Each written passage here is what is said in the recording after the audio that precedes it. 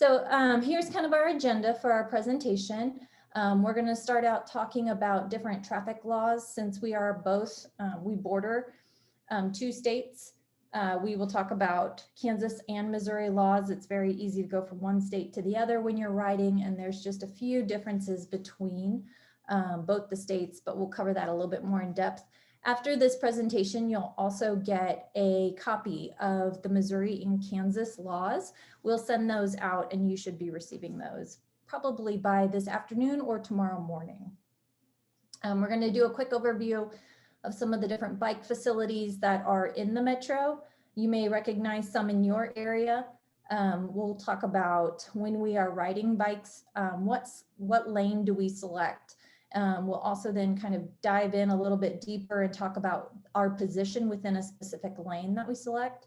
We'll move into road hazards, crash prevention, riding at night, and some other accessories that can make riding your bike a little bit more comfortable and make you more visible and safe.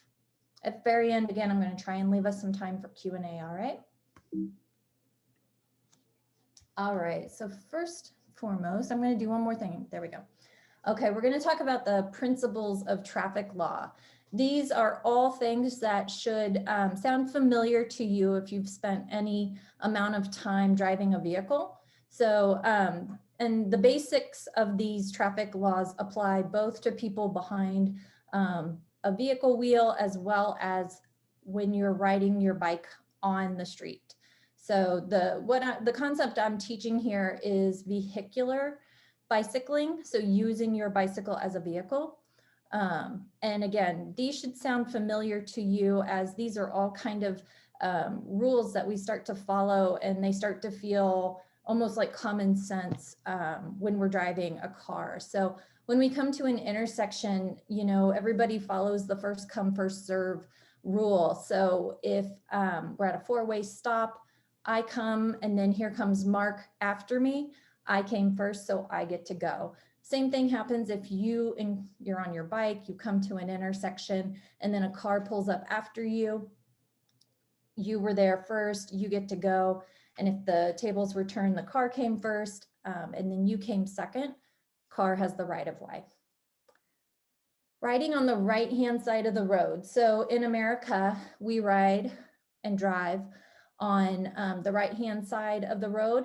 And so that's what is predictable. That's what drivers are used to seeing. And so that's the place where we should be putting our bikes as well when we are riding from destination to destination or riding for recreation.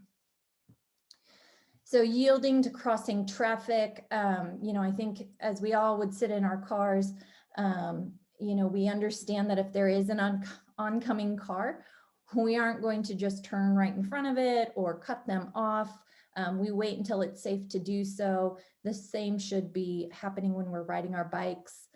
When we talk about speed positioning, that generally speaks to slower traffic. So slower traffic usually remains on the right so that the faster traffic can pass them on the left. It feels a little odd, a little unstable when you have traffic passing you on the right. And so for a bicyclist, we stay on the right side of the road. Since we are slower traffic, we stay towards that right side so that faster traffic can pass us on the left. So lane position rules talk about, you know, where do we position ourselves? And then when it comes to intersection positioning, we have a few kind of slides further on that demonstrate this with some graphics. So now, very briefly, we're going to go over the similarities and the differences between the bicycle laws between Kansas and Missouri. Again, for the most part, they're very much the same. Some of the differences just kind of come down in the terminology. And so bicycle rights to the road include obeying all traffic lights and signs. So just like in a car, you know, if the traffic light turns red, we're going to stop. If you are riding and the street says one-way traffic, do not enter, that applies to bicycles as well.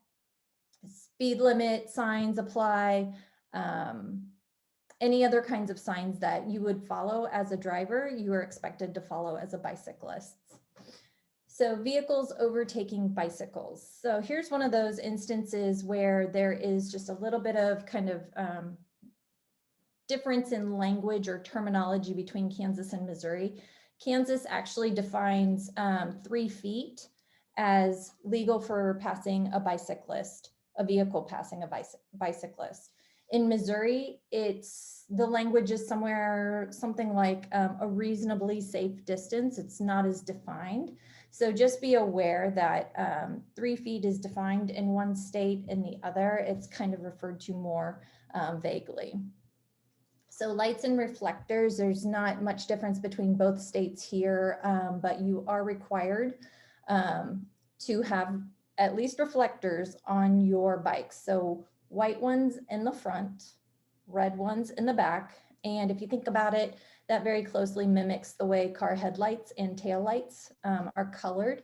So the white ones are reflecting in the front, red ones in the back. All bikes come with their reflectors on. Already on there. You'll see reflectors in different parts of the bike. So they'll be on the pedals, sometimes they'll be on the wheels, but you should have a white one in front and a red one in back. They should be unobstructed and positioned so that when lights reflect, they obviously reflect back to whatever is shining on them. So riding on roadways and riding with traffic in particular, we want to make people aware that it is not legal to ride your bike in a way that obstructs traffic. So if you're riding and you're riding in the middle of the road and there's enough space for you to share that lane, it is advisable to do that so that traffic can get around you. Again, that kind of follows that slower traffic stays right rule that we talked about earlier. Riding on highways, generally you'll see signs at entrances to major highways, interstates, things like that, where there is no, it's not legal for bicyclists to ride. County highways and some state highways, it's better just not to. There's sometimes not a good place to ride. The traffic is way too fast. There's no exits. There's a lot of reasons why it's just safer to not be riding on highways, even if they are county or state highways. So riding to abreast, this kind of talks back towards that not obstructing traffic rule that we just talked about. So you are allowed to ride with 2 abreast in the road when there is ample opportunity for traffic that is traveling in your same direction to pass you. So if you are on a 4-lane road, cyclists can be in that far right lane riding 2 abreast because there's still a lane of traffic in that same direction that is open for vehicles to pass safely. So if you are going down a 2-lane road, and you and your friend are riding early on a Saturday morning or whatnot, and a car comes up behind you, we should fall into single file then so that that car can safely pass us and see around us, and it keeps us safe as well. Sidewalks, and I meant to look this up beforehand. There used to be on the Kansas bicycle rules, and Mark, you can jump in here if you are aware of any updates, but bicycles are allowed to ride on the road. By law, you are allowed to put your bike there and ride. Sidewalks in this region are generally not in the best of shape. They are not connected. There is a lot of intersections to encounter when you are riding on a sidewalk. If you think of every driveway as a potential intersection, it becomes quite hazardous to ride on sidewalks. In Kansas, there was a rule that said if there is a suitable side path, something along those lines, that you should ride on that side path. Sidewalks is not included in that suitable side path definition. So just to make people aware of that. I just Googled it, and Kansas does not have any law that forbids or allows the riding of bikes on sidewalks, leaving it up to the individual municipalities. From what I understand, there's a difference between a sidewalk and a multi-use path. Yes.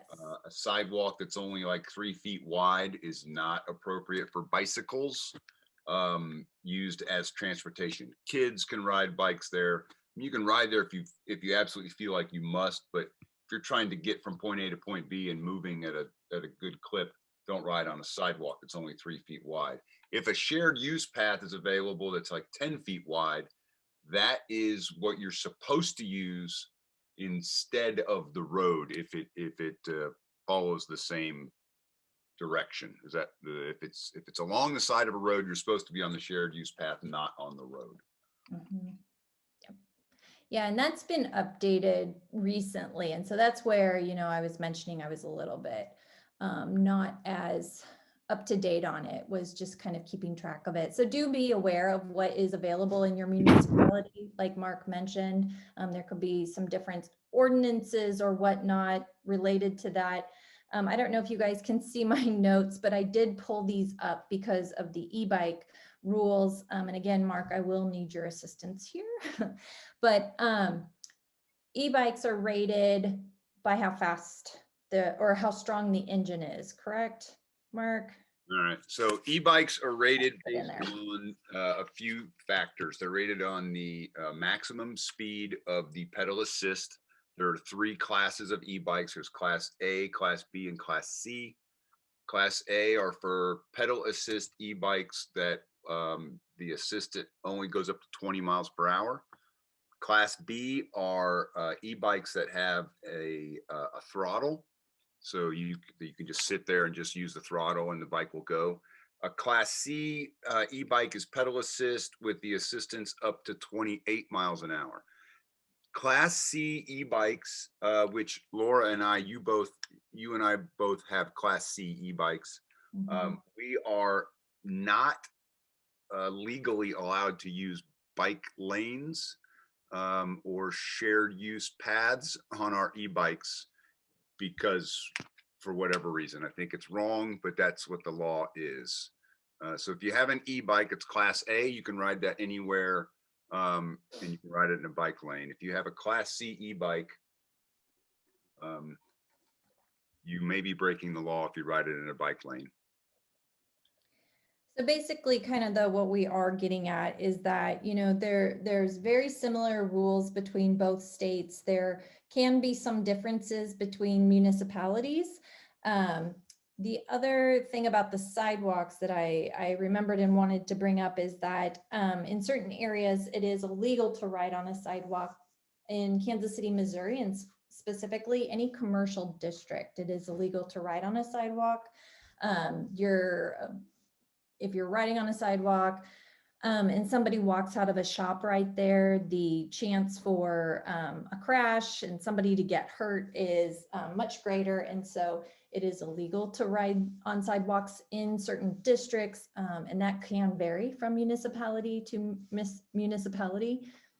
Like I mentioned, we will be sharing the Kansas and Missouri bike laws with you. At the conclusion of the presentation, you should see something like that coming through your mail. Can I just make a couple comments real quick before we proceed past this slide? Please do.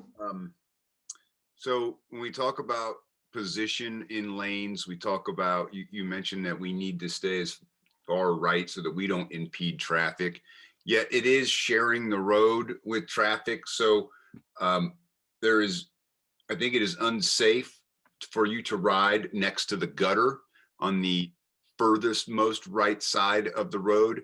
That actually encourages drivers to try to pass you while staying in the lane and not going over the center line.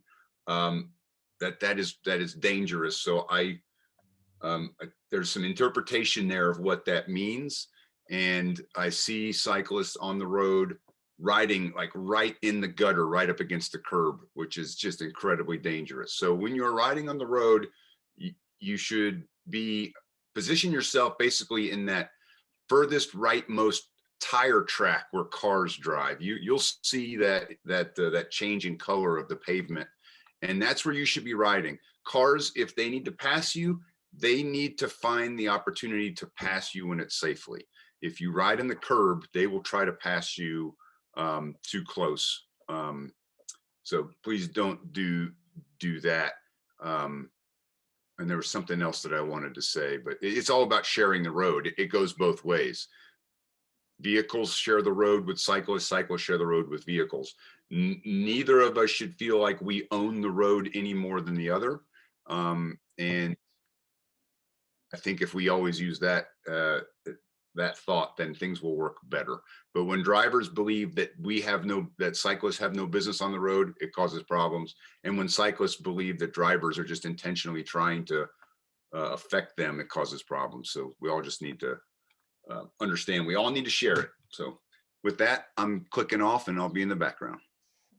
Thank you. Good, very good points. All well taken.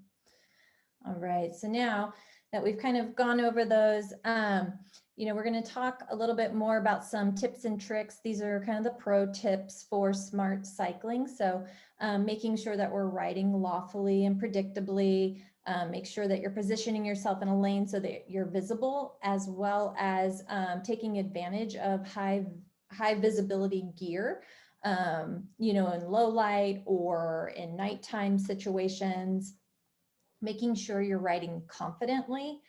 Sometimes this is easier said than done. And when we provide our Confident City Cycling class, we break down the different skills to starting and stopping your bike, how to use your hands for signals and things like that. And these types of motions and everything all contribute to that air that you know what you're doing. You're intentionally communicating with drivers, and it gives you that, again, that air of confidence, and that is definitely translated to other road users. Thinking ahead and riding ready kind of speaks to understanding the type of riding that you're going to be doing for that day, making sure you're prepared for weather, whatever it may be. If you have mechanical issues and things like that, that you are making sure that you're ready to handle those at a moment's notice.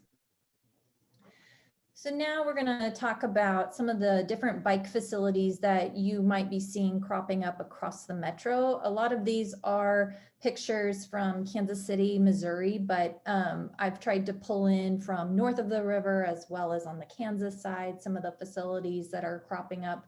And we're going to kind of talk about both using them from a bicyclist's point of view as well as a driver's point of view.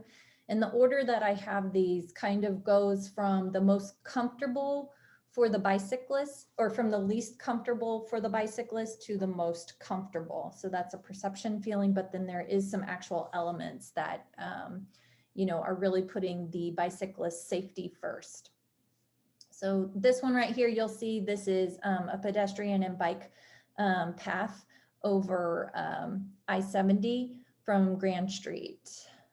But the first one that we're going to talk about kind of at the lowest level of being a facility, which is an intentional allowance for bicyclists on the road, is a bike lane. So here we're at Southwest Boulevard in Rosedale, and you can see the markings on the road there alongside the street lane. You see the little person on the bicycle and an arrow pointing which direction they should go. So on the left hand side of the picture, you'll see that there is parking on one side, and then there would be moving traffic on the other side. So these are not like parking protected bike lanes. They aren't buffered bike lanes. These are kind of bare minimum bike lanes. Moving on. Okay, I think I skipped one. Okay, so here we're moving deeper into Kansas City, into downtown. Here, I believe, what is this, 10th, 11th and Grand or so. This is a bike lane that goes from on the road to onto a shared widened sidewalk. And this is so that the bus does not have to change its path or route around a bicyclist. But what it does is it ultimately goes from off the road onto the sidewalk, back onto the road. You'll see this little stop sign looking sign appear on the far right picture that says cyclists must stop.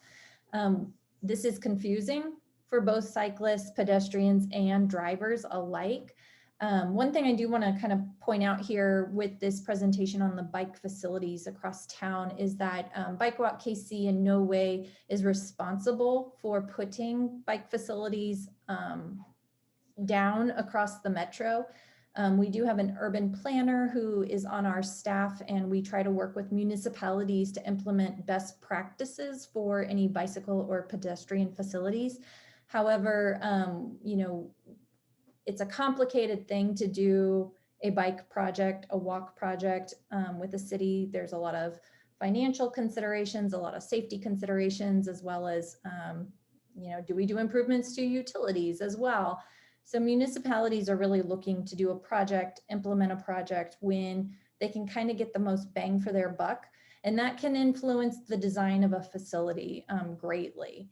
So, you know, it's a lot cheaper to use some paint than it is to maybe put in some protection, like actual protection that separates cyclists from cars and drivers and whatnot. This is kind of a complicated intersection here. We've got moving cars, parked cars, people walking, tight, narrow streets, buses, all that good stuff, and then cyclists. And so I just want to point out that BikeWalkKC by no means is the one putting any facilities down. And so we try to recommend best practice for it. And ultimately, there's other considerations that factor into the final design of a project. But this one, if you come across it, again, the intention here is that the bike rider would go from on street to on sidewalk. And you got to be careful for the people waiting for the bus.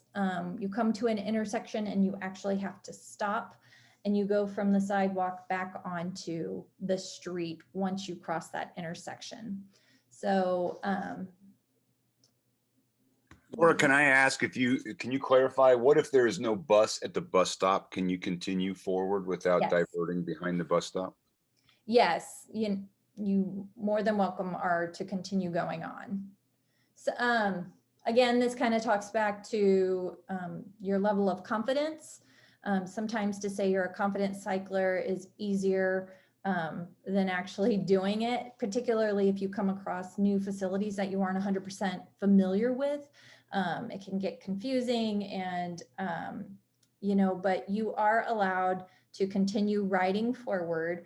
And we'll kind of talk about scanning later on, and how you can be aware of what's going on around you, so you can make the best choice at that time. Right here, we have a buffered bike lane. So you'll see that there's, with paint, some separation between the bike lane and the car lane. And so for a cyclist, that does feel a little bit more comfortable having that protection there. The other benefit is for the pedestrians who are on the sidewalk. So we've actually moved cars and all that noise, exhaust, movement further away from the pedestrians. So not only is this beneficial for the cyclists, it's very beneficial for the pedestrians on the sidewalk as well. And that, again, buffered bike lane. Here we have just a tiny example of a protected bike lane. You'll see these bollards. This is down in the River Market area, 3rd, I believe, 3rd Street. And these bollards were originally put in place to discourage vehicle drivers from trying to utilize this little patch of roadway here while there might be the streetcar using the lane at the same time. Ultimately, it kind of made a protected bike lane for cyclists, and in other cities, you may find these being a little bit more ubiquitous. Here in Kansas City, this is just a little flavor of the possibilities of where bicycle lanes can go in terms of safety. So here we have an overview of parking protected bike lanes. This is at Armour Boulevard and Main Street in Kansas City, Missouri. So you can start to see here some of this outlined in green. This is showing the path for the bicyclists. If you kind of zoom in on the image, you would see that there's dashed lines here that help keep people's lanes, keep them aware of where their lanes are. And again, at this intersection further down, I will show you a picture of the actual parking protected lane, but you can see that here on the right side of the picture. There's some cars parked here, and the bike lane, when we compare it to the first bike lane that I showed you, the one in Rosedale had parking on the right side of the bike lane. And these here in Kansas City along Armour Road have parking on the left side. So drivers would be pulling up and opening their car doors towards traffic versus towards the cyclist. And again, that creates this space for cyclists to be moving between the sidewalk, parked cars. It further distances the pedestrians from all that movement happening on the street, creating ultimately a safer environment for road users. Hey, Laura, before you skip past that slide, one other thing that should be pointed out so that cyclists understand how to use this is in the center of that, or in that intersection, you'll see the two green kind of squares. The intention is that if you were moving from right to left on that image across that, you'd be going west on Armour. If you wanted to make a left turn to go south on Main, you would actually cross over Main and stop and put yourself in that green box facing south instead of getting in the left turn lane on Armour Road is what that intention is. So you would stay in the bike lane. You would not have to cross over 2 lanes of traffic to get into the turn lane. You'd stay in the bike lane, cross Main, stop, and then get in that bike box to go south on Main. One downside, I use the Armour Road bike lanes quite a bit. They are nice in that you are protected. However, because you are protected from the roadway, a lot of debris does collect inside that bike lane, and that can get a little dicey.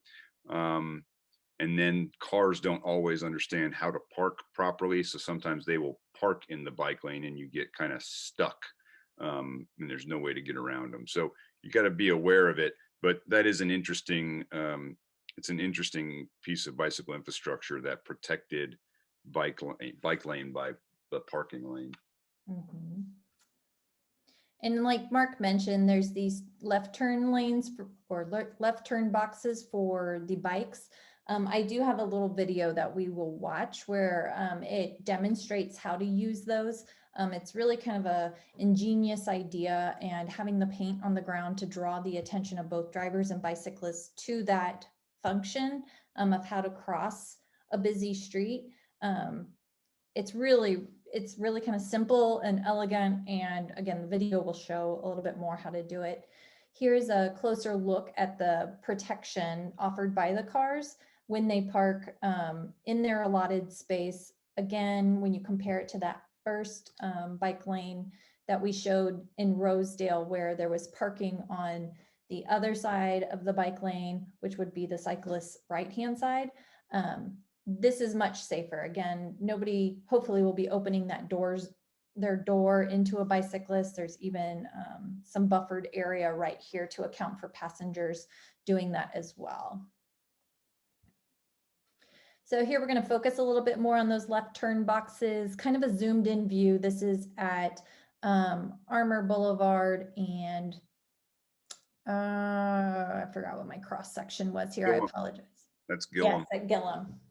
And so you can see we have dashed lines here that kind of indicate the path for the bike to stay in. However, if you were, can you guys see my cursor?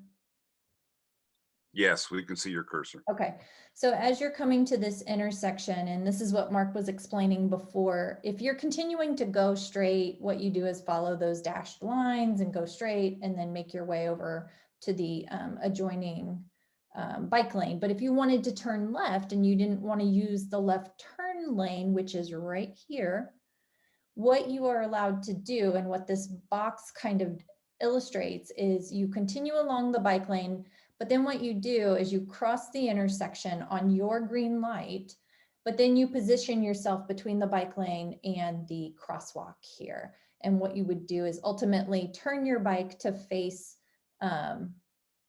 forward. And then you would wait there until the light changed and you were able to move through. Here's a little close-up of what that looks like. This is a maneuver you can do with or without one of these markings on the road. It's easier to see it through this video. So let me make sure the sound on.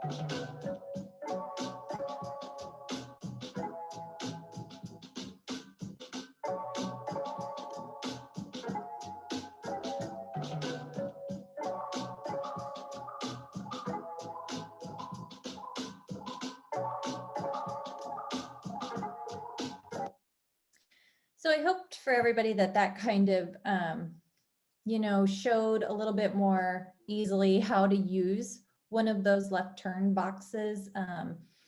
I know that they're often overlooked both by bicycle riders and drivers, but hopefully that gives you a little bit more insight. And if you were in a car and you saw a bicyclist, you know, moving across the intersection and then stopping in one of those green boxes, hopefully that gives you a little bit more insight into what they're trying to do.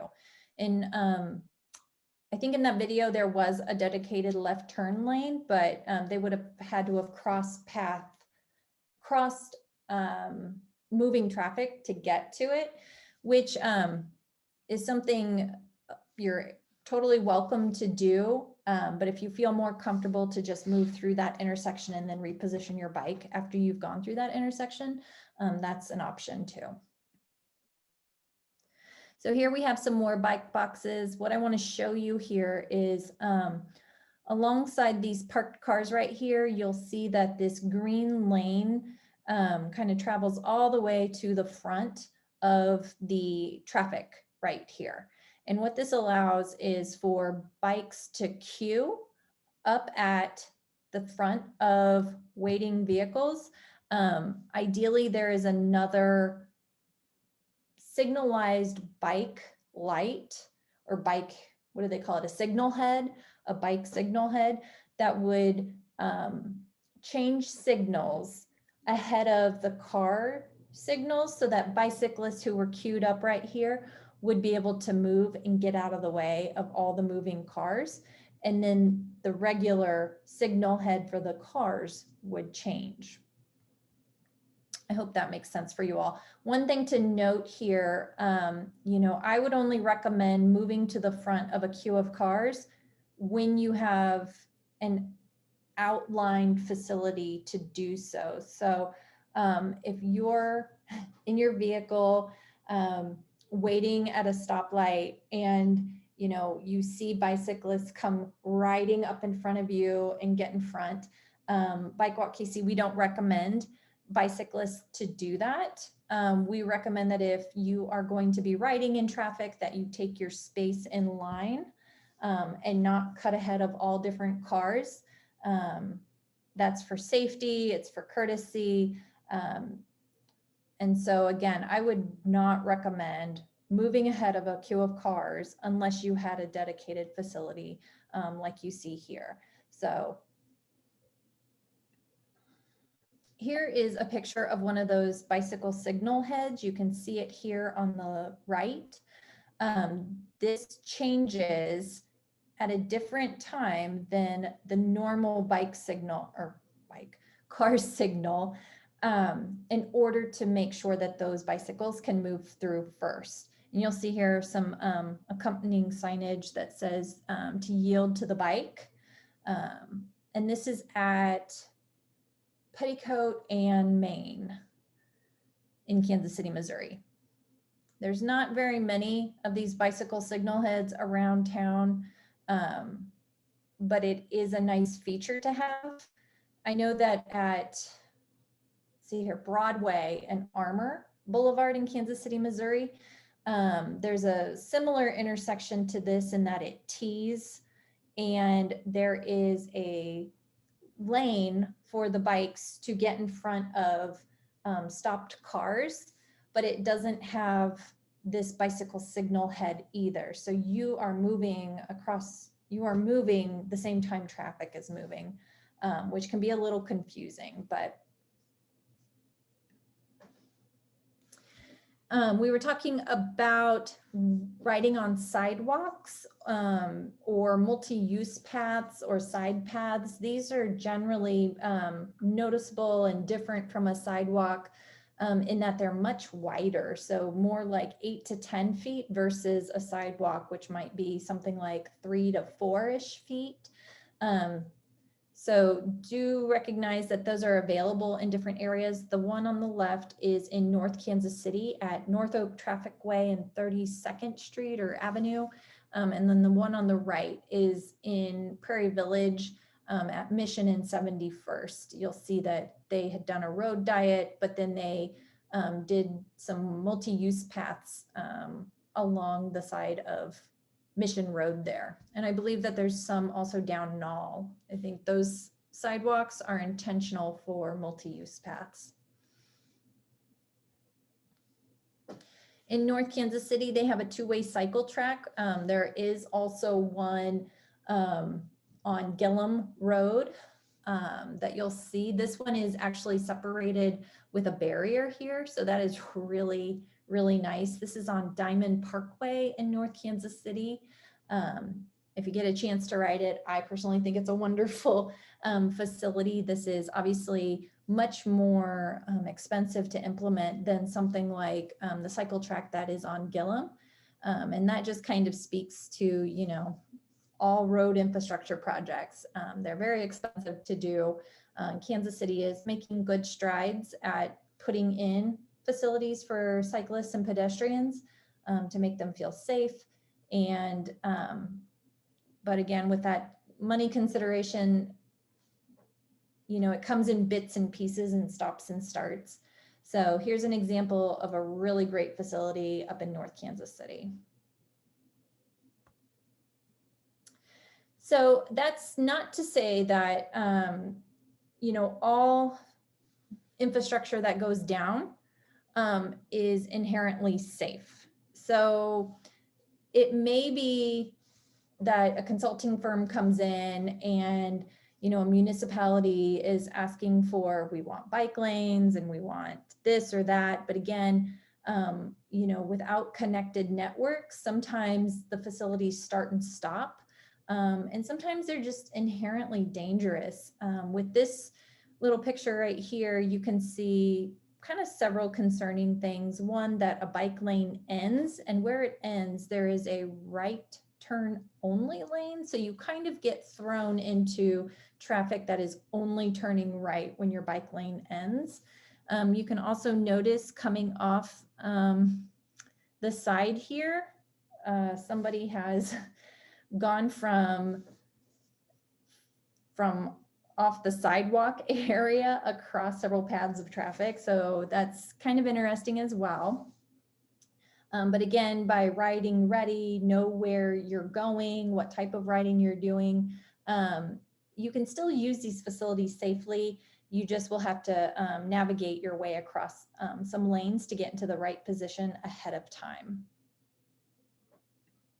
One good thing that I recommend, if you're going to be taking a route that you've not used before, and you'd like to try it on bike, if you have availability to drive that route before you ride it, that way you can be aware of any construction that's happening, any kind of quirkiness with the, the facilities that are there.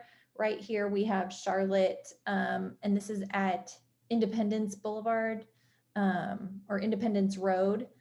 And what you'll see here is the fact that this bike lane puts a cyclist right in the middle of 2 lanes of moving traffic here. So this can be very confusing and scary. And if you had driven this route ahead of time and knew that there was going to be something like this that you had to negotiate, you could work that into your route plans and make sure that you either felt comfortable doing it or found an alternative route. So this does not make cyclists feel very comfortable, especially from the fact that if we had looked a little bit further south on this picture, you would see that there was a bike lane on the right lane, and then as it moved under the overpass, the bike lane shifts kind of to the middle of this road, this part of the road right here. So that's a little, it doesn't feel well designed, and it can create danger. Hey, Laura, I just wanted you to check your time, just so you know where you're at. Oh boy. All right. So here we have what was a side path that just dumps you into a lane, just onto the side of the road. Okay, so again, stop and starts of facilities are kind of frequent here in Kansas City. We're doing what we can to make them connected, but again, there is some onus on the road user to understand what the road is like and what they may encounter. I'm going to skip through these really quick because they kind of just keep hammering home that same point. When we're talking about riding on a road, what lane should we be riding in? We already talked about slower traffic riding to the right, and that in America, we ride on the right side of the road. And so this is a little thought that you can just keep in your mind, that you should always choose the rightmost lane that suits your destination. So, so now I'm going to kind of take the micro, that's kind of the macro look at where you should, what lane you should select. And when we talk about where within a lane you should actually position yourself, that's what we're going to cover really quickly here. So position in your lane dictates how visible you are, your ability to avoid hazards, and it gives you a level of predictability when you're riding. And so really quickly, I didn't include the slide here, but when you think about, say, a one-way road that has 3 lanes of traffic that are all going one direction, you can pick either the lane on the left-hand side, in the middle, or on the right. Knowing that the rules of the road state that slower traffic stays right, you would be in the rightmost lane. And so if you knew that you had to make a turn coming up, and considering the different things like how much traffic there is, if there's hazards in the road or whatnot, choosing the rightmost lane might actually turn out to be the middle lane. I did have a slide in here earlier that kind of went over that, and I apologize, I took it out in order for time, but it would have been a good example to have shown here. But again, your position in your lane dictates your visibility, your ability to avoid hazards, and predictability. And so some necessary skills for lane positioning are that you're able to scan, which is to turn your head and look around you. Oftentimes this is the single most important thing that you can do. It's an early indicator to drivers behind you that you're about to move, but it's really just the best thing to do in order to be able to see what is happening around you.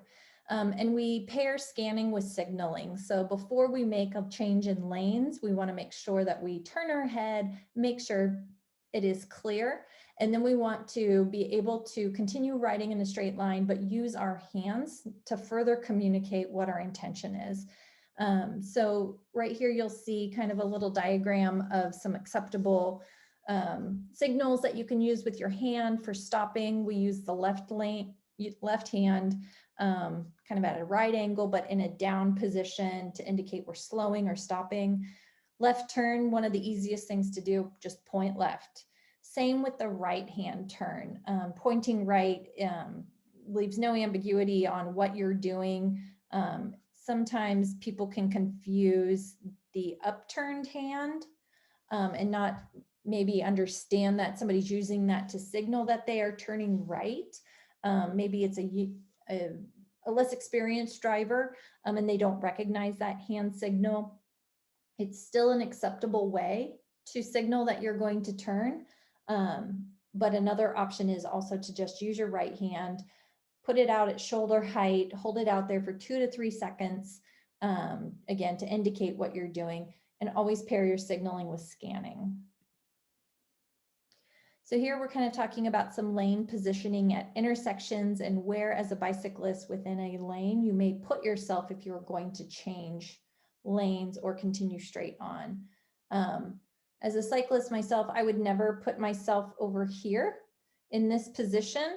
I feel like that kind of puts me over into a corner, and a car behind me may think that it's okay to creep up next to me and try and share that lane. When what I would recommend doing is always taking the lane, so positioning yourself in the middle, or positioning yourself kind of in the wheel track of the left wheel of the car. Again, that kind of really indicates, hey, I've got this space right here, I'm taking my turn. Nobody's allowed to creep up next to me and kind of squeeze me out. Laura, when I approach an intersection like that, that's exactly what I do. I will position myself in the center of the lane if I'm going to be at a stop sign or a stoplight, to indicate to drivers that I am here. This is my space. No one can come around me or crowd me. Then when we move forward and progress through an intersection, then I will move to the right again, as an indication to them that I now feel safe in my position. You can go ahead and pass me when you feel it's right. So it's okay to do that. Do not ever stay all the way to the right at an intersection, because cars will come up and try to get next to you. And don't ever pass cars at an intersection in the far right and try to get up in front of them. I've never understood why you would want to do that, to get in front of cars that just passed you, because then when you start, they're going to pass you again. So yeah, take the lane when you're at a stop sign or a stoplight, but once you proceed through that stop line or intersection, get back on the right-ish side of the road. And I would also kind of add to that, you know, as we were just talking about signaling and scanning and being aware of where we are, never motion for a car to pass you. So say you're riding along and you know that there's a car behind you, never use your hand to wave them past you. In terms of if something was to happen, if there was a crash, a driver could always come back and say, they motioned for me to come and pass them. That opens up a lot of liability. And so never do that. It's just safer that the car wait until it is safe to pass. And if the motion needs to happen, that you take the lane, which means, again, positioning yourself so that a car cannot pass you safely, in order to keep both them and yourself safe. Take the lane. That is totally acceptable to do. And then when it is safe, you're able to move back, like Mark said, a little bit more to the right, but never use your hand to wave a car to pass you. So again, here we can talk about kind of where do we position ourselves if we are going to make a turn. So using the rightmost lane that suits our destination, you'll see here on this right picture, the bicyclist on the far right in the blue has picked this lane in order to move forward. This is obviously 2 lanes of traffic moving the same direction. if you were to turn left, just like a car would do. A car would position themselves in this left-hand lane. You would not make a left-hand turn from a right-hand lane. Here you see 2 dedicated left-hand turn lanes. This car is heading the opposite direction. So this is moving that direction. If as a bicyclist, you knew that immediately after you made a left-hand turn, you had to make another left-hand turn, it's appropriate for you to put yourself here. So again, this is lane positioning, and what this diagram is showing is that there's some negotiating where you are in the lane in order to maintain going straight. So what this cyclist ideally would be doing would be turning their head and scanning, then looking forward, signaling their intention, and then ideally looking one more time before they actually made the movement, by turning and looking, making sure everything was clear, and maybe signaling even one more time in order to get to that straight through lane. So I'm at 1 o'clock, everybody. I still have like 20 more slides. What I'm going to do is I'm going to keep going, and you are more than welcome to stay and listen, continue to ask your questions. This is the first time we've offered this condensed version, and so we appreciate you bearing with us on it as kind of a pilot. Obviously, there's a lot of information to include here, and there's a lot of unique situations, but hopefully we're giving you some ground rules here that make you feel a little bit more confident making decisions kind of in those situations. Mark and I earlier mentioned taking the lane. So that's something we're going to talk just a little bit further about, but first we're going to do a little bit of math. And the reason why we're doing that is because we want to understand when it is appropriate and when there is literally enough space to share a lane with a car versus when it's appropriate for you to take the lane. So the factors that we're going to look at with this are, what's the riding distance from the curb? So generally we want to give ourselves enough space to be able to avoid hazards. If we have to make a quick movement, we don't want to be running into things like the gutter or the curb right here.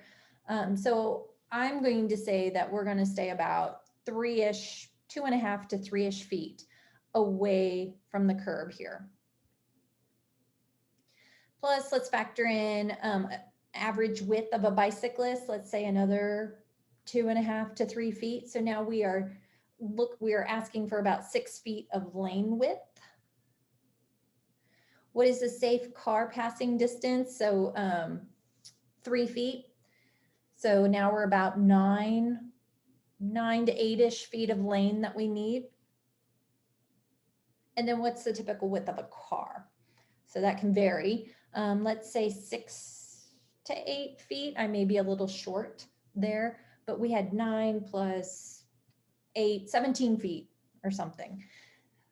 That is the amount of roadway that it would be necessary in a lane to feel comfortable sharing the lane. And I don't know where there's 17-foot lanes anywhere.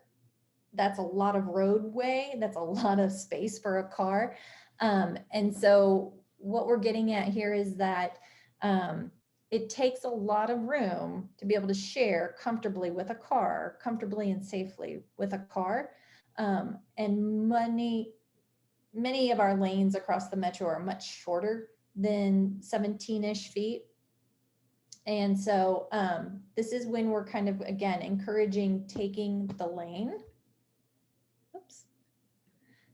And so again, what does this distance represent? It represents the difference between sharing the lane with a car and taking the lane. Can I butt in real quick and just make a comment? 'Cause we had a question from Jeannie Moore Go for it. about, or no, I'm sorry, from John about taking the lane and maybe causing some road rage from cyclists. I'm a very confident cyclist. I feel like I can ride the roads in any situation, but I do not enjoy riding with cars on narrow streets, even though I know what I can do and I know what I'm allowed to do. if you are at all uncomfortable with the possibility of having to ride on a narrow 1-lane street with cars and them being angry trying to get around you, then I suggest choosing a different route. Just because you can doesn't mean you should is something I use all the time. Just because I have the ability to ride on a street doesn't mean that I should do that. I would never ride on one of the busiest streets in town. There's a very better route 1 block east or west or north of south of that road. It may be a little bit slower. There may be some stop signs. It may be a little curvy, whatever. There may be reasons, but be safe. Safety trumps everything. So I choose routes with roads that are 4-lane roads, if at all possible, so the cars have a completely other lane to pass me. Or I choose routes where the roads are a little bit wider. I choose routes that might be flatter, not because I'm afraid of hills, but because I want cars to be able to pass me without having to try to pass me on a blind hill.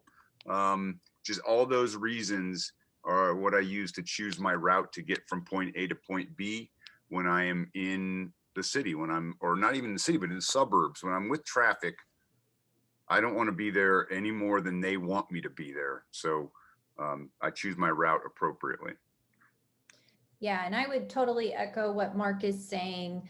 You know, this again being a very abridged class, with our extended Confident City Cycling, you know, we truly are trying to talk about what it takes to gain your confidence. And a lot of that is practice.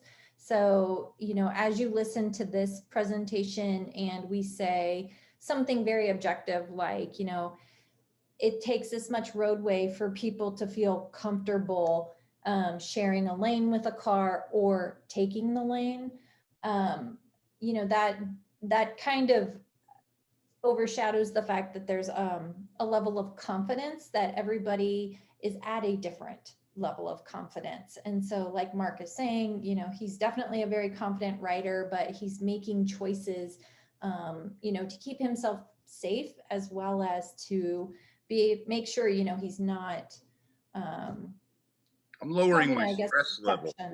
If I don't have to play with traffic, then I'm not as stressed. Yeah. When I'm having to negotiate my space in and amongst a bunch of cars at rush hour on narrow streets, I know they're stressed, I'm stressed, and it's not pleasant for me. So pick a different time, pick a different route, pick a different road, and reduce your stress. It may add a few minutes here or there, but I think that's very much worth it. And I think your perception of your enjoyment of riding a bike when influenced by, you know, the stress of traffic and whatnot is greatly diminished. You know, if you feel like, well, I should be going this route because this is the route I always take with my car. Bike riding should be enjoyable, you know, and so do pick the routes that encourage your continued use of your bike. And do recognize, you know, that, yeah, one may take you a few blocks out of your way or whatnot, but if you arrive alive and you are less stressed, you know, ultimately that's more beneficial than taking the route you might have taken with your car. It's kind of funny when Mark and I, if we ever ride together, say from the office back towards home, you know, it's interesting, I think, like when we compare the routes we would take, because he takes something different than what I take. And again, it's due to that feeling of, I don't want to be stressed, you know, and this is where my level of stress is relieved taking these different routes than Mark. And sometimes it's interesting to try and take his routes or to have him take my routes or whatnot, because they are different. But I think that's the major factor with the routes we're taking, is that stress level. So then what these pictures here are showing us, oh, and one other thing I just wanted to mention, I apologize, is, you know, if you find that you are getting into a situation on the road where you're very uncomfortable, you're feeling like you're having to make quick decisions, one of the best things that you can do is first scan around you, make sure that you're safe, and then signal that you're going to get off on the side. And maybe what you end up actually doing is getting off the road. So do realize that that can be a choice, and that can be one that ultimately kind of adds to the enjoyment of your ride. But making sure that you're also signaling and scanning that that's the case, that you're going to do that. So these pictures, these little graphics right here are going to talk about and kind of demonstrate, just showing that this lane right here is not wide enough to comfortably or safely share between a bicyclist and a driver. So what this cyclist would be encouraged to do would be to take the lane. This is an example of taking the lane right here, is that they've kind of positioned themselves in the middle so that a car can't creep up next to them. But if they do want to pass, if that car wants to pass, they have to wait until it's safe. And then they actually have to give the cyclist that space to move around them, just as if this was a car right here. Here's an example of a lane that, appears that there's enough room for both the car and the driver. There's not many of these in Kansas City. I can think of very few of them. But here's just some other kind of considerations as you're riding to be aware of, is this door zone. So when I keep talking about the bike lane in Rosedale, the car that would be parked here on the right of the bicyclist, there's a good chance that they could open their door and a bicyclist didn't know that there was a person waiting to get out. They could very much get hit here. This could create a problem. So what you want to make sure is that you're aware that there could be passengers waiting to get out of cars, their doors may be opening, and you want to be aware of the traffic that's happening on the other side of you, so that if you do have to make a quick maneuver out of that bike lane, you can do it safely and you've been prepared to do that, at least mentally prepared. Don't zigzag. As you're riding along and you do know that there is a car behind you, it is not advisable to, try and go in between, say, parked cars just to allow that car the chance to pass you at some point. Something I always keep in mind is, would I do this if I was driving my car? I would not swerve in between parked cars just to let another car pass me. You deserve to have your space on the road. And when you start to do these maneuvers where you're going in and out of parked cars, that's very unpredictable. And that, as a driver, when I see other bicyclists doing that, makes me extremely nervous. I have no idea what they're doing. I know they're trying to be considerate of me, but really the more considerate thing is to just remain in a straight line, going forward until it's truly available for me to pass them.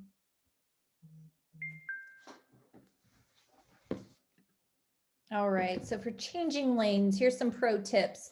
Make sure you plan ahead, that you turn your head and you're actually looking multiple times. You're signaling and you're acting carefully, smoothly, and deliberately, so you're not jerking your bike into the path of a car that's coming up behind you. Just as you would with a car. You're not yanking the wheel to one side to change a lane. You're doing it smoothly, at a reasonable pace. You're doing it as doing all your scanning and signaling as necessary.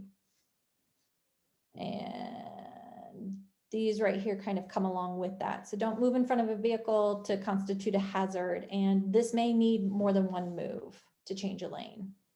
So requiring more than one move would also require multiple scans and signaling.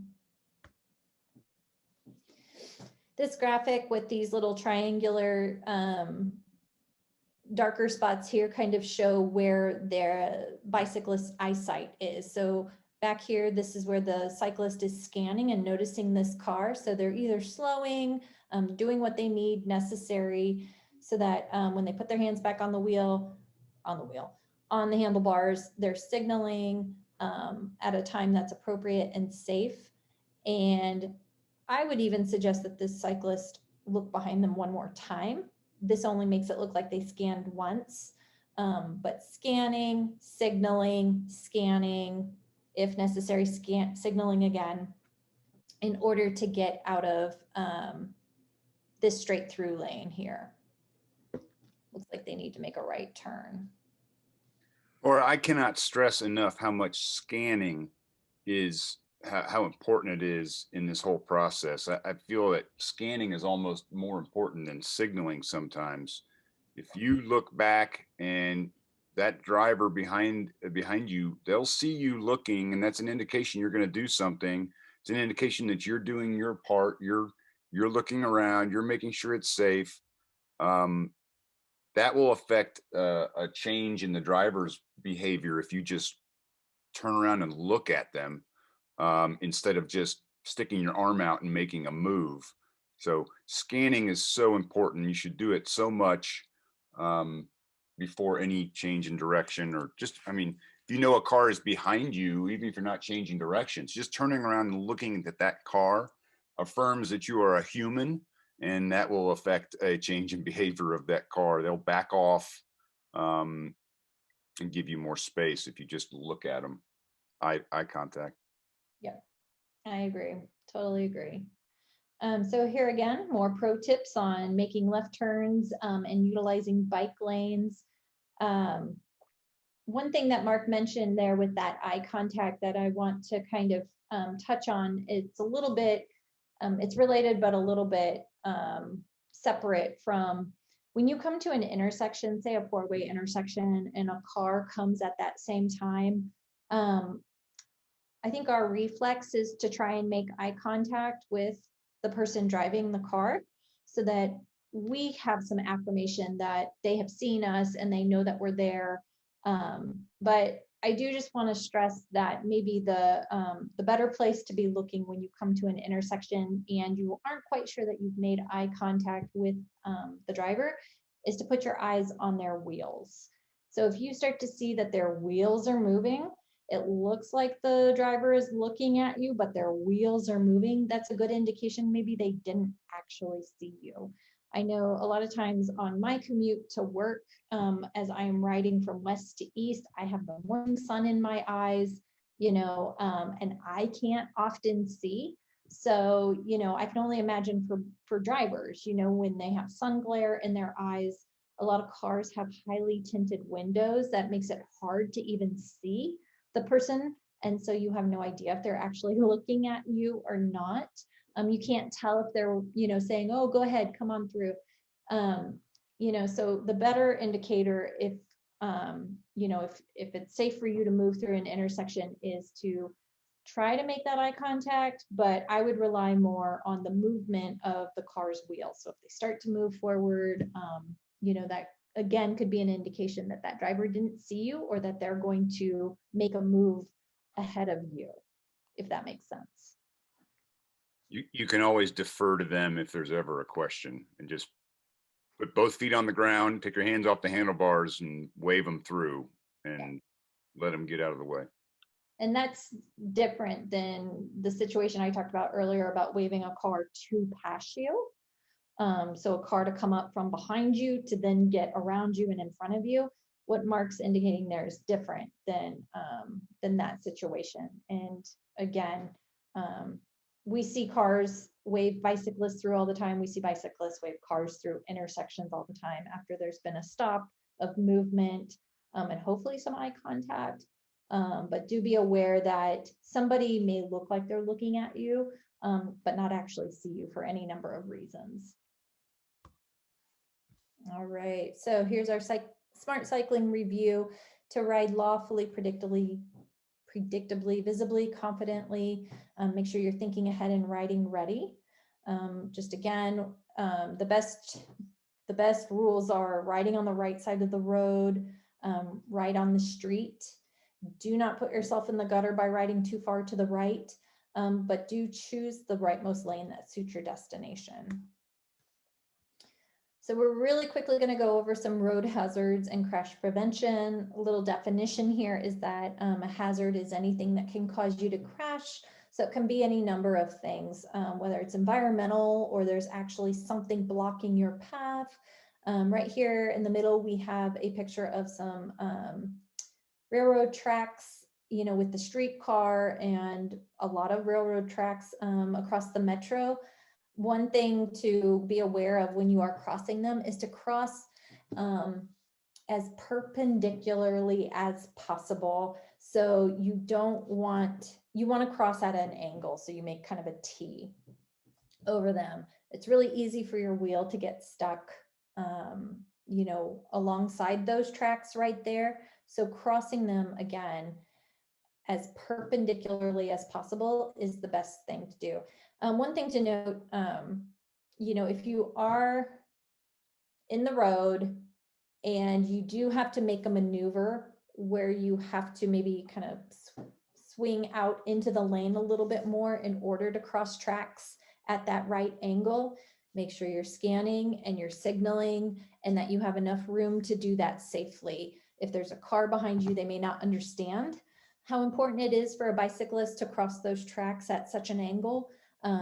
But make sure that you've taken care of yourself before you get to those tracks by looking around you and signaling, and then you position yourself to get across those tracks at such an angle. And then you can move back, back to where you had been riding after you safely cross those tracks. Here's a few more road hazards. Again, right now we're very aware of the snow and whatnot. This one here on the left is a car that's actually parked in the bike lane. So that's always a hazard. Here on this multi-use path, there's actually a person who, unfortunately, they're resting in the road right there. So do be aware that hazards can come in all shapes and forms. The crash stats that we're giving you here are not meant to scare you, but just to, you know, kind of put some things into perspective here that, you know, out of the 36,000 traffic fatalities per year, about 800 of which are bicyclists. So it's unfortunate that there is crashes between vehicles and bicyclists. They do happen, but one good thing to note is that the more you are out there riding, your crash rate goes down. And another good thing to note is that up to half of these bike crashes right here are from people falling over. Like, not because they had an interaction with a vehicle or whatnot, but say you kind of just couldn't get yourself positioned to get off your bike appropriately, and it caused you to go off balance or whatnot, and you fall. That's part of what's making up this larger number of this stat right here. So here, the more bicyclists that are out on the road, the safer riding becomes, in particular, if we are following the rules and acting responsibly on the road as both drivers and bicyclists. Very quickly, here are some of the dangerous encounters that may happen. If we were in our Confident City cycling class, we do a segment where we practice some hazard maneuver skills, but they can come in many different forms. Here is a left cross. So this is a left turning car while the bicyclist is moving forward. Here's one where you'll see this cyclist is positioned very closely to the right-hand side of the road. That actually reduces visibility. The car may not be able to see them. The bicyclist has less time to stop when approaching this intersection. And so this cyclist who's right here, more in the right-hand wheel track of the road, is actually in a safer position to avoid this situation. Here's the right hook. This cyclist may or may not have been positioning themselves too far to the right. Regardless, a car decided to come up next to them and cut them off by turning right. And so that is definitely something that happens. Here's some tips and tricks for avoiding hazards. One that we highly encourage everybody to do. Sometimes hazards are unavoidable, but one of the things you can do to keep yourself safe is always wear a helmet. If anybody out there is in need of a helmet or whatnot, please always consider reaching out to BikeWalkKC to acquire a helmet if you're unable to afford one or whatnot. But wearing a helmet, keeping your head safe will ensure that you're able to ride for many years to come. But following the other rules and responsibilities, like choosing the correct lane, maybe having practice some hazard avoidance maneuvers and things like that. Those are also some ways to help make sure that your riding is enjoyable and safe. This little graphic just kind of goes over some of the different issues that may happen if you decide if you're riding on the wrong side of the road. So the cyclist in red is the one who's riding on the wrong side of the road. The cyclist in green is riding in the right side of the road. So you can see that the viewpoint of the drivers, it very easily includes the cyclist right here. There's not many drivers who are pulling up to an intersection and looking to their right to make sure they're not going to hit somebody. We tell everybody, look, left, right, left. So everybody's immediately looking right here to the left. It's much easier to see this cyclist. He's expected there more than this cyclist is on the right. For this car to see that cyclist on the right, may mean that this driver has to turn their head to actually see this person. And a lot of car drivers rely on their mirrors. And so this person just totally may not be visible to this person as they are turning. There's a lot of issues with this picture, and we could go on about it, but I think you guys kind of get the point. Here's a little slide that talks about kind of the value of not putting yourself either on the sidewalk or too far to the right. And basically what it's saying is that you have increased stopping ability and increased visibility to a driver the further away from the sidewalk or that furthest most right-hand side of the lane. There's a lot of things that are, able to hide a cyclist, especially if they are riding on the sidewalk, like bushes or trees or whatnot. And the further out you are, the more visibility and the greater stopping distance you have. Oh my guys, we have a lot. So riding at night, there's a difference with some of the accessories that you choose. We talked early on about taking advantage of reflective clothing if you have it. If you are able to ride more in the daylight and things like that, and that's highly encouraged, but say you're coming home during the winter time, it's low light, things like that. Here's some things that you can do to ensure that you are seen and that you can see. So the equipment that we're talking here, we're going to talk about the difference. There's the front and the rear reflectors. These are so you can be seen. So if a car's headlights hits these, obviously it's going to reflect back and they can tell that there's a bicycle on the road. There's things like the pedal reflectors, the spoke reflectors. These are all on moving parts of the bike, and that helps indicate that there is a person riding a bicycle. In the rules, the copy of the rules that we will give you guys in your email, there is specifications on how bright your lights should be and how far away they can be seen. And so be sure to pay attention to those when you guys are looking down through there. Let me just say something real quick, Laura, about reflectors. Reflectors are the absolute lowest requirement, right?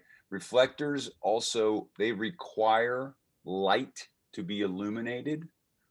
If a vehicle does not have their lights on, the reflectors are absolutely worthless at night. So please do not rely on your reflectors solely. You really need, if you're going to ride at night, you really need good quality lights, and light yourself up like a Christmas tree. It's the only way you're really truly going to be seen. Reflective stuff does not do anything at night, and high vis does nothing for you at night either. High vis is good during the day with lights during the day, and lights are absolutely essential at night. And you can kind of run the gamut on, you know, all the accessories, go through all the different price ranges and whatnot. These examples up here are, excuse me, lights that you would use to see. So these could act as headlights. They're definitely visible from, you know, say 500 feet or so away. They often take something a little bit more, with a little bit more oomph to charge them, but they're getting more and more affordable, easier to charge and have ready on hand. Other little ones like these blinky lights, these little frog lights right here, you could outfit your bike with these to help be seen, but they're not going to act to help you see in a completely dark street with no street lights. And again, they may be missed even by somebody who is driving on the road. So these are out there.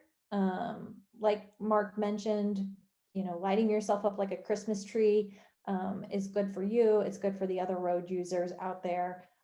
You should do all you can do to be safe. Other accessories, a couple of questions to ask yourself is, you know, what kind of riding am I doing? What is the weather like? So you'll see some examples here.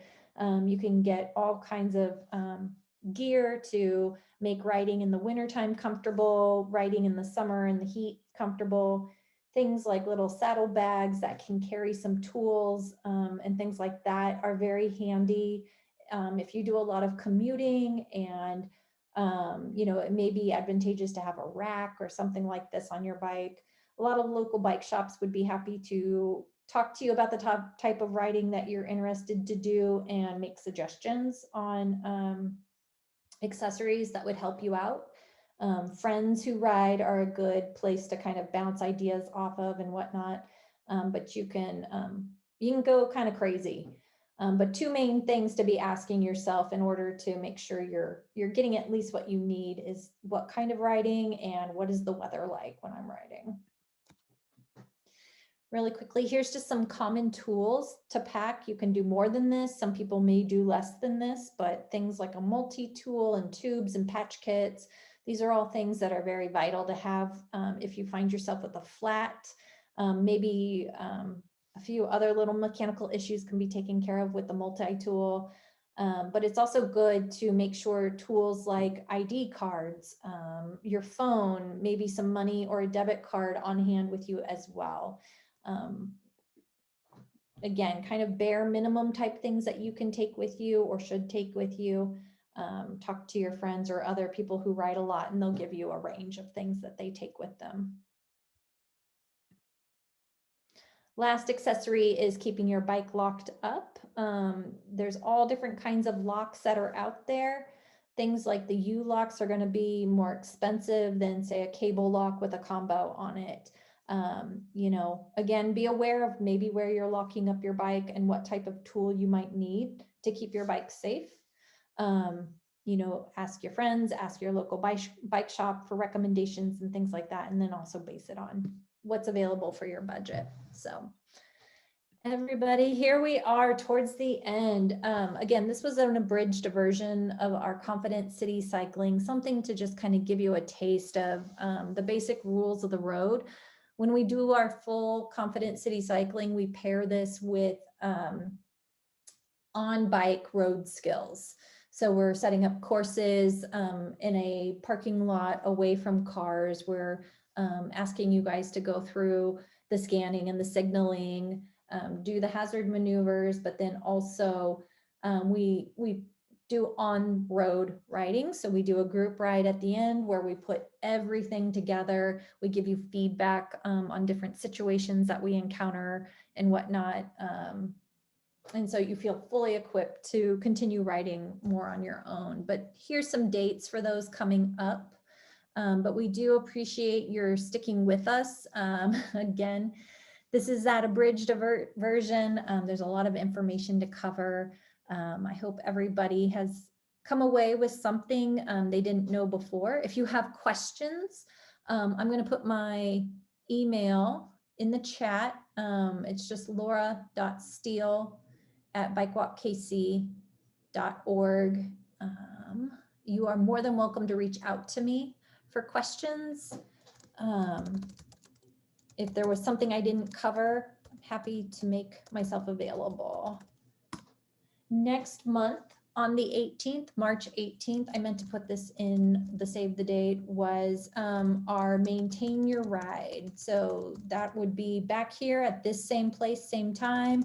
Mark is the one who handles that class. It's fantastic. So if you want to know some maintenance tips and tricks for your bike, I suggest going to that. It's free. And yeah, you've got my information. You've got some opportunities to look forward to. We hope you guys enjoyed it. Stay healthy, stay warm, and maybe we'll see you guys next month. Thanks.